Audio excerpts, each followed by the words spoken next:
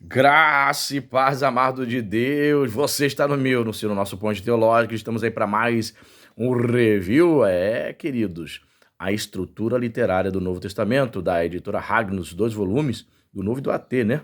Novo Testamento, Antigo Testamento, editora Hagnus, o mesmo autor, Carlos Oswaldo Pinto, é um teólogo brasileiro, interessantíssimo essa obra, somando, pessoal, as duas obras, né, os 2 volumes, são mais de 1.400 páginas, olha, muito interessante. Eu confesso a você que essa obra, quando saiu, eu não dei muita atenção, né, não me chamou muita atenção, mas confesso a você, é uma grata surpresa, uma obra interessantíssima para nos dar uma visão panorâmica, né? A estrutura literária é como se fosse uma espécie de introdução, né? Introdução ao AT, introdução ao NT, só que as 2 obras somam mais de 1.400 páginas, né? Então tem muito conteúdo. Fique comigo até o final do vídeo. Seja muito bem-vindo. Vou mostrar para você o sumário, alguns trechos dos 2 volumes, né? Para você que não me conhece, sou o pastor Anderson Porto.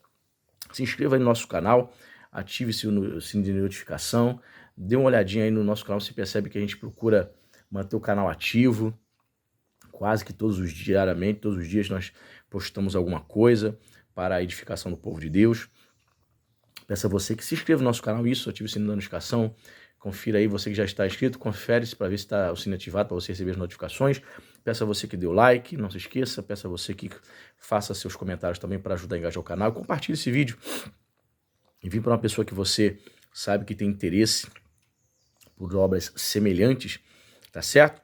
Então, vou mostrar para você alguns detalhes interessantes aqui. Vou mostrar primeiro o AT. Vamos lá.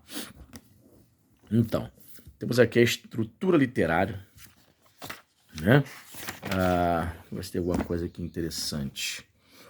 Ó, sinopse. A Bíblia não é apenas um livro de fé, mas também uma robusta obra literária.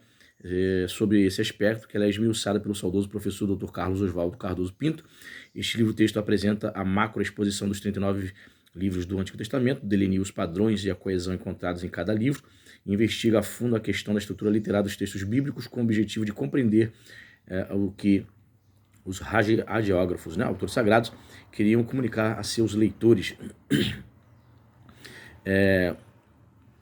Este bem elaborado trabalho acadêmico, publicado anteriormente sob o título Foco do Desenvolvimento no AT, segue como fio condutor o argumento de cada livro, isto é, como cada mensagem foi estruturada e desenvolvida, que conduz o estudioso a um conhecimento integral do texto sagrado, no que fundamenta a crença na unidade e no propósito literário e teológico de cada livro das Escrituras. Esse livro mudará a forma como o leitor estuda o Antigo Testamento e certamente o tornará mais admirável por sua estrutura literária singular e sua mensagem comparável, relevante e atual. Certo? Então, só o AT, temos, sabe quantas páginas? Aqui o saudoso teólogo faleceu, Carlos Oswaldo Pinto. Bibliografia aqui. Vai falar, ele usou como bibliografia lá, Instituições de Israel, do AT, esse livro importantíssimo, de Roland Devaux, foi padre, arqueólogo, Walter Eichhardt, teologia do AT, da editora Hagnus também, okay, Walter Kaiser, uma teologia do Antigo Testamento muito famosa também.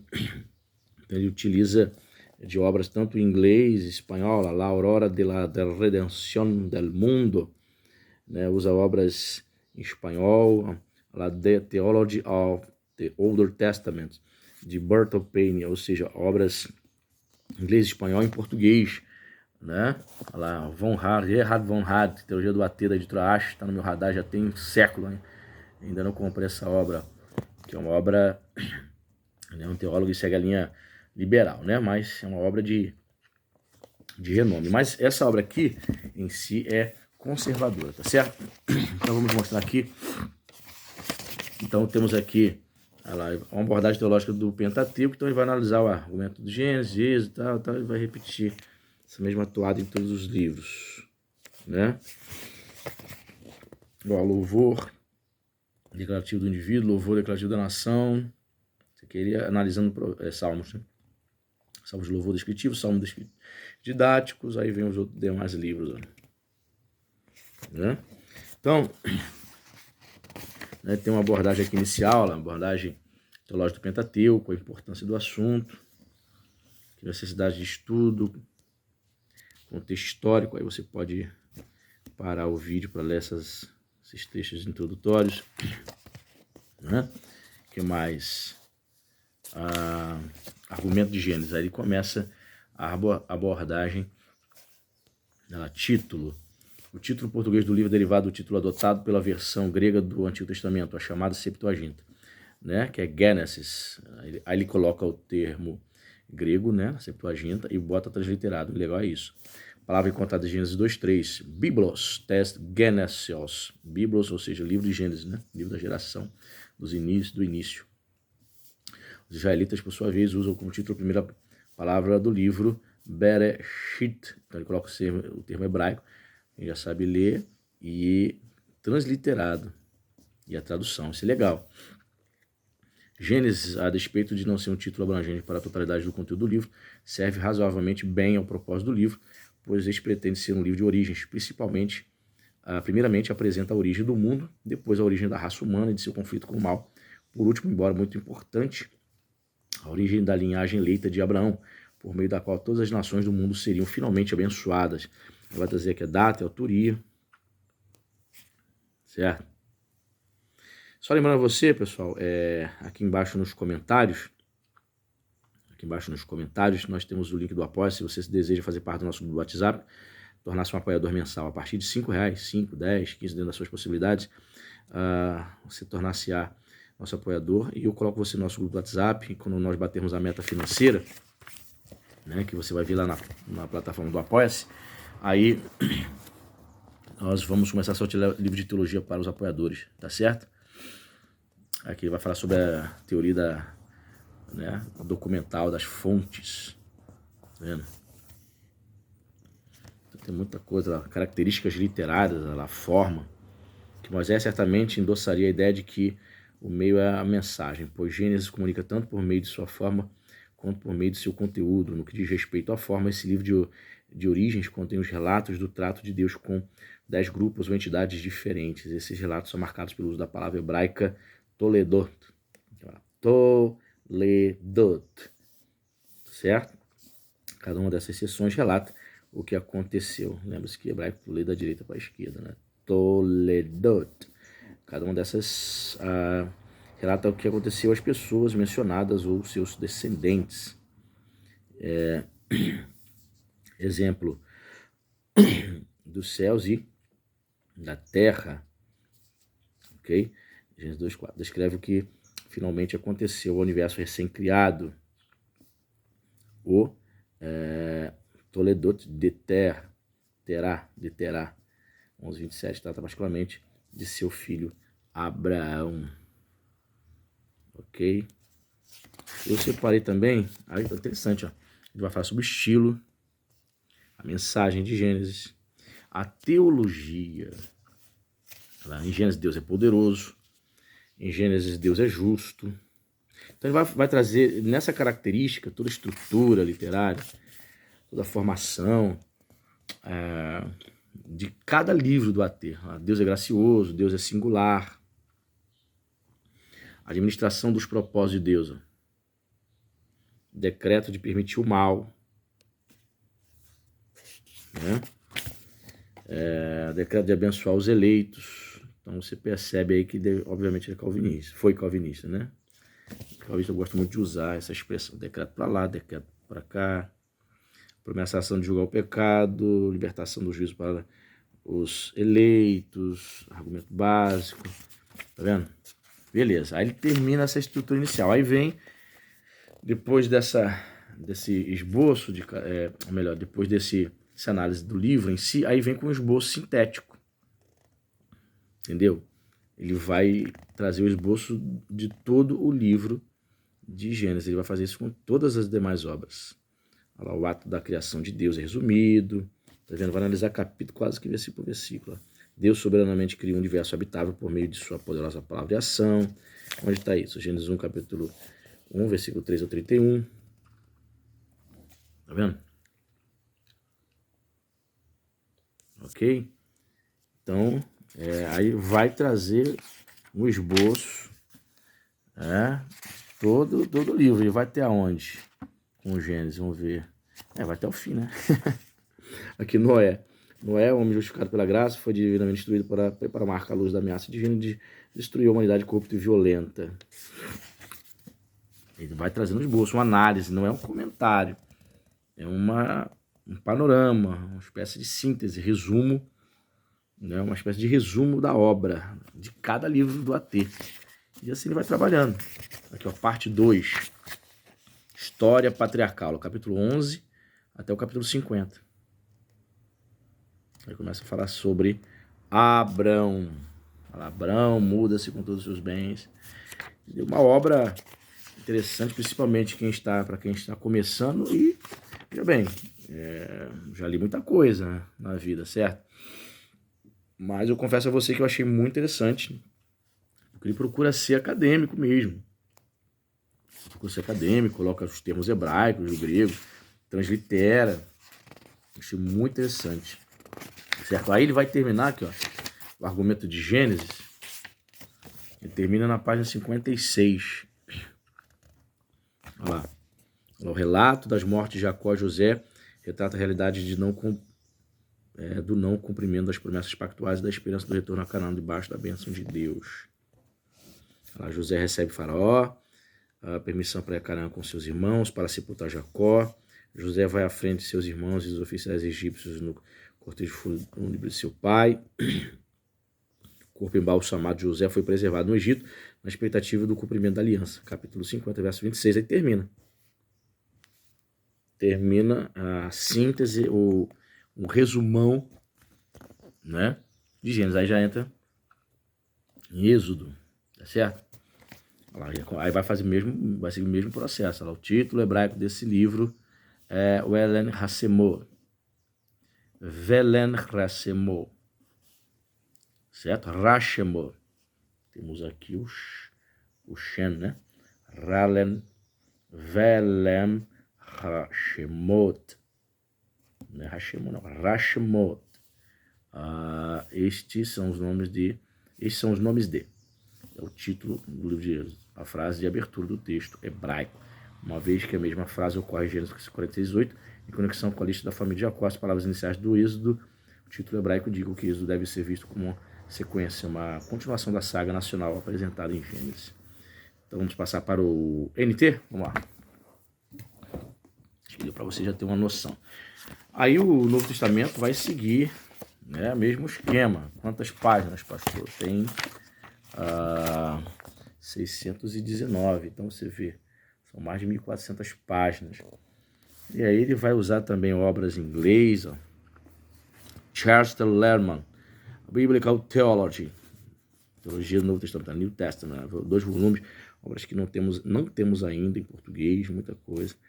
Outras obras conhecidas, obras em espanhol, Teologia Bíblica do Novo Testamento, Charles Ryrie, obras mais conhecidas, da Joaquim Jeremias, Teologia do NT, São Paulo de Trajano, ou seja, a bibliografia dele.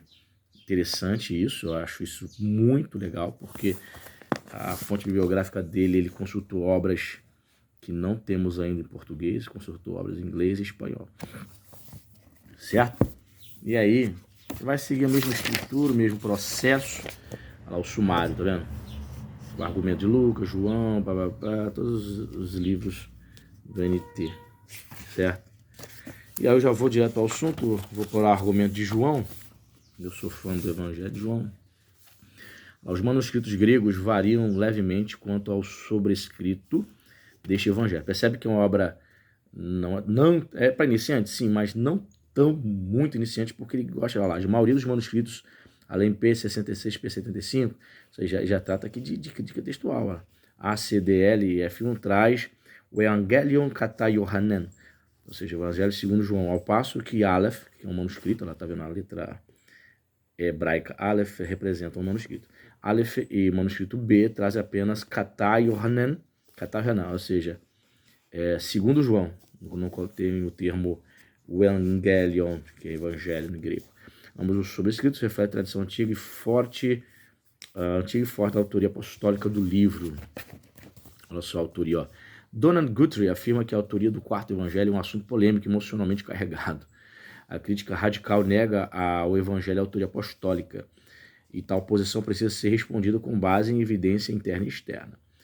a evidência interna. O autor alega ter sido testemunha ocular dos eventos do Evangelho, né? Etel Sametá. Eurakos, Romatetes, Hormatirion, Romatetes, um testemunho dos discípulos, né? Além disso, exibe bom conhecimento de costumes judaicos, como rituais de purificação, cerimônias de libação e iluminação durante a festa de tabernáculos, contaminação devida à Páscoa. Conhece também teologia judaica como a legislação sobre o sábado e o conceito da transmissão hereditária da culpa. Nesse lugar, é conhecedor da geografia da Palestina, até pequenos detalhes da arquitetura de Jerusalém. Exemplos específicos são as menções das duas Betânias, a proximidade entre Enon e Salim. Tá vendo que ele se baseou Donald Guthrie, uma obra que não foi traduzida ainda, né? Ou se foi, a Ragnus não atualizou. Aqui, em quarto lugar, ele usa a expressão Romatetes on Egapa Roisus. Aí translitera, Romatetes on Egapa Roisus, para descrever a si mesmo o discípulo que Jesus amava, né? Para descrever a si mesmo, embora alguns tomem esse título como indício de autoria não joanina, ou de um caso patológico de orgulho por parte de João. Parece claro que essas não são as duas únicas opções. Ao invés de suprir seu próprio nome, João preferiu descrever-se por aquilo que era sua maior honra, o fato de que, apesar de seus tropeços iniciais como discípulo, Jesus Cristo, Filho de Deus, de fato o amava. Esta pode ter se tornado sua identificação entre as pessoas para quem o Evangelho foi escrito, de modo que as especulações sobre a identidade do discípulo amado são inúteis. Então, veja bem, ele colocou aqui o termo grego, né? Ramatetes, Ro Jesus, Rom Egapa, Jesus, né? É o discípulo que Jesus amava. Ele coloca o termo grego, coloca a transliteração, mas não coloca a tradução. Aí ele coloca o versículo onde está escrito, te leva a abrir a Bíblia para saber. Interessante, gostei. Para saber o que significa esse termo, né? Aqui, 3 objeções comuns à autoria joanina a partir da evidência interna são: letra A, o modo abrupto como a messiandade de Jesus é introduzida, em contraste com a abordagem gradativa dos sinódicos. B, a escatologia realizada do Evangelho, em contraste com o retrato iminente e apocalíptico da parousia, né? Parousia significa a vinda de Cristo, que se vê nos sinóticos. E letra C, a diferença radical entre os discursos de Jesus em João e nos sinóticos. Show, né? Essas introduções assim, muito interessante, achei legal. Achei muito interessante. Ele traz aqui, ó, a data, uma análise. Veja, ele expõe, achei muito interessante isso. Ele expõe o que os acadêmicos, né, às vezes de viés liberal, dizem, mas ele conclui com uma posição conservadora. Tá vendo? Características do Evangelho de João. Propósito, ó. João é o único evangelho que claramente anuncia seu propósito. Ele aparece em 20, versículo 31. Tal, tá, de, grampai, ina, pisteute, roti, Jesus, extin, ho Christos, o huios tuteu, kai hina pisteonte, zon, exte, entu, onamati, autu. Aí ele translitera aqui. Na verdade, fez Jesus diante dos discípulos muitos outros sinais que não estão escritos neste livro. Estes, porém, foram registrados para que creasse que Jesus é o Cristo, o Filho de Deus, e para que, crendo, tenhas vida em seu nome. Infelizmente, a maioria dos comentaristas tem enfatizado o aspecto evangelístico deste propósito, sem atentar para os aspectos apologéticos ou polêmico do evangelho, que João enfatiza a glória do verbo. Mensagem, desenvolvimento, e as notas aqui embaixo. Aquele citando, ó, Westcott. Westcott não sei porque ainda não traduziram nada dele. Evangelho segundo João, segundo Westcott. São aí comentaristas. William Hendricks, no Evangelho de João, já foi traduzido, né? É o comentário William? Isso mesmo. É o William Hendricks. Isso mesmo. Esse é o comentário vermelhinho da cultura cristã. Muita coisa boa, muito interessante, gostei muito da pegada. Eu não estava dando mínima confiança, não comprei assim por comprar, essa que é a verdade. Comprei por comprar. Foi o que apareceu para mim, uma troca de produto na Livraria Família Cristã. Nessa troca de produto eu joguei, joga isso aí. Mas não estava no radar, confesso a você que nunca tinha entrado no radar. Mas olha só, com os gráficos, me surpreendeu positivamente. Enfim, acho que deu para você já ter uma noção aí.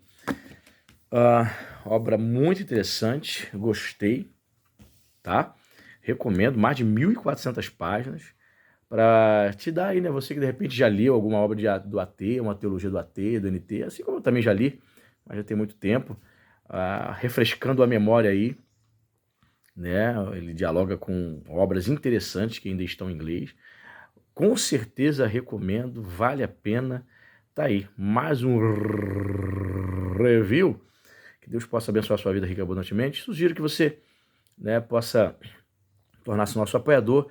Só lembrando, você que está chegando agora no canal, dá uma olhadinha na playlist lá. Tem várias videoaulas totalmente gratuitas, história da teologia, temos história da filosofia cristã, temos teologia pentecostal, temos série de vídeos de teologia paulina, prolegômenos, bastante coisa lá. Dá uma olhadinha lá, compartilhe. Deus abençoe rica e abundantemente. Até a próxima.